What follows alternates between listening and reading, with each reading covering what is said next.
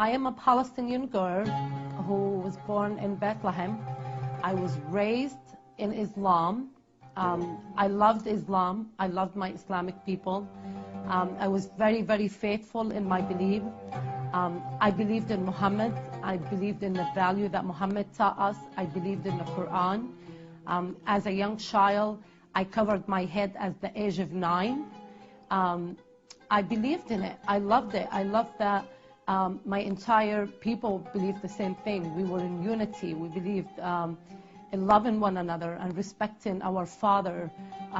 Our culture and the Islamic belief taught women to work hard and be respectful to their fathers and to their brothers. I did my 5-time prayers. I fasted in Ramadan. I traveled to Mecca and I formed Umrah and I formed Hajj. I read the Quran many, many times.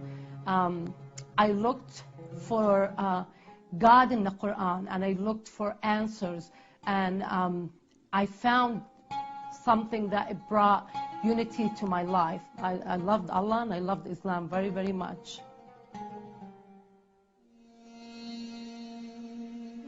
I was married for 9 years and I loved my home and I loved my children, but there was emptiness in my heart, and there is a problem that was going on also in the marriage, and I ended up leaving my ex-husband. I found myself homeless on the street because of the decision I made. And I remember walking down the street of the city where I was, and I saw a lady and she had a shop. And I felt so drawn. I felt like someone had a power over me, just wanted me to go inside the store. And I did. I walked into that store. And the moment we entered to the store, she was very loving and very cheerful. And she came up to me and she hugged me. I was so puzzled. I was so worried about what is this woman wanting from me. I never met her. I don't know her name. There is no connection between us at all. I don't know what this lady wants from me. So I kind of was scared a little bit. Should I trust her? Should I talk to her? Maybe this is not a good idea. Maybe I need to leave. But again, I felt so drawn to stay. And I looked her in the face and I said, I'm here. I'm looking for a job. And she said, I know. And I want to give you one. Let's get you started working. What can you do? What kind of jobs can you do? Honestly, I had no skill. The only skill I had is cooking. So I said to her, well, I could cook for you. I could clean for you. And she said, oh, that's great. I need someone to cook for me. I need someone to clean for me. And right there on the spot, she hired me. She paid me a good wages for duties that I formed in her store. We start having a relationship, and that relationship was getting deeper and deeper. There was something about that woman that puzzled me. I couldn't understand, why would she love me? She found out I am homeless, and the minute she did, she moved me into her home. She had 3 boys, and her husband came and moved me and my kids and brought us food and gave us a room in their house. And she didn't charge me rent. She didn't ask me for, anything to do. I worked for her in the store, and she helped me get a place of my own for me and my children. And after a while, I signed up for school, and that relationship continued to grow. And I started asking the question, and she started answering them for me. She started telling me about her belief. And I right away refused. She told me she's a Christian. I said, oh, you're wrong. You're wrong. Muhammad is the truth. The Quran is the truth. Muhammad is the last prophet. She told me God had a son, and I said, oh no, please don't say God had a son. What is wrong with you? How God could have a son? This is unbelievable. You guys are fools. You guys, our Quran says that you guys are going to go to hell for your belief. Your belief is false. We, the true religion, everybody needs to come to Islam, and everybody needs to believe in Muhammad because he's the last prophet. And besides, God couldn't have a son. This doesn't make sense. Our Quran teaches that God is not a weak God, that he needs a son and he needs someone to help him. He could just help himself. He's already established. He's Allah. He have the last prophet. I mean, there is no other say to say. And this lady said to me, it's okay. It's okay to believe that way, but I'd like to share mine with you. Can I share that with you? Can I share my belief?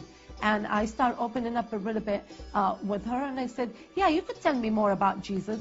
And she started telling me about Jesus. And I'll go back and forth, and I'll ask a question, and I refuse. I said to her, you know, this doesn't make sense. And she always left me with one sentence. She always said to me, it's okay if you don't believe it what I believe. It's not going to change who Jesus is. It just, if you believe, it's going to help you. It's just going to make your life better. I went home and I did my faithful 5 times of prayer, and I read the Quran, and I seeked Allah with all of my heart, and I wanted to be satisfied like her, but I wasn't. So I was wondering, what does she have that I don't? And I start saying, okay, whatever she got, I want some of it. I want some of what that woman had to come to my life, because she seemed like she got it together. And it wasn't because she had money or because she had furniture. She had her faith, and her faith made her very unique person and very helpful to every person that came toward her. Every person that entered her store was greeted with a smile, with a hug, with a kiss. She was a loving, kind woman, and I wanted that. I wanted to stop being bitter. I started thinking about my own feeling, and I found myself being angry with my family. I have unforgiveness. I don't have really love. I really faked it, because when I went home, I always cried, and I always felt lonely, and I felt unsatisfied.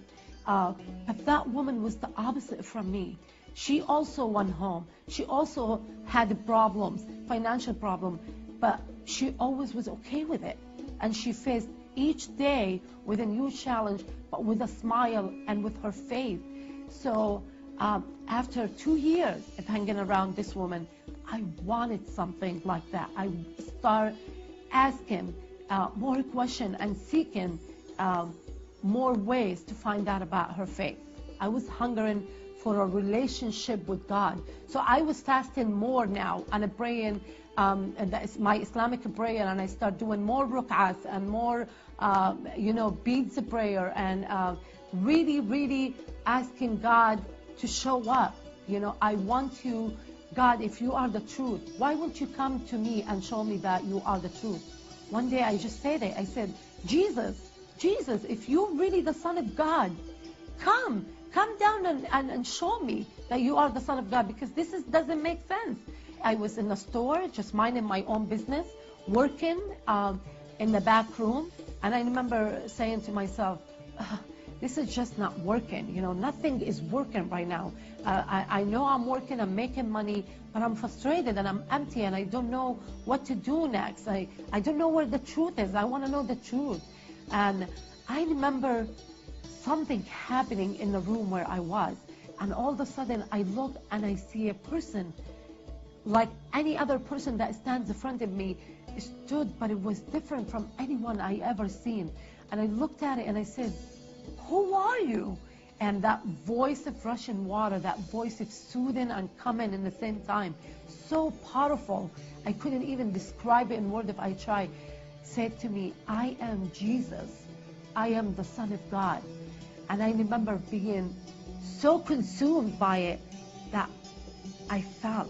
I didn't fall in a way that I'm hurt. I just dropped to my knees. And I was looking up at him, and he's just so beautiful. He is so glorious. He's the light. It's like a light inside of a light, an Indian light, an Indian power. And I right away said, Lord, you are the Lord. And he said to me, yes, Khalida, I am Jesus. I am the one you have denied for so many years. I am the one that you said, I'm not the Son of God. I am the Son. I came to save you. I came to take you in my arm and make you a good person, a happy person. And it's by my grace that you are saved. You don't have to do anything. You don't have to form anything. You just have to know that I love you. And I said, That's it? That's all you want me to do? And he said, yes, just believe in me. And within a moment, it seemed like I went to school for years and I studied all the tests and I aced them all in one day. Jesus made sense. All of those doubts that I grew up with in Islam were gone. All my confusion was gone. My heart was so healed. I felt like the pain is leaving me. My heart is no longer full of hate and anger and confusion and unforgiveness from my childhood that I carried as a young girl, being a Palestinian without a land, feeling that I am a victim of every circumstances that ever happened to me.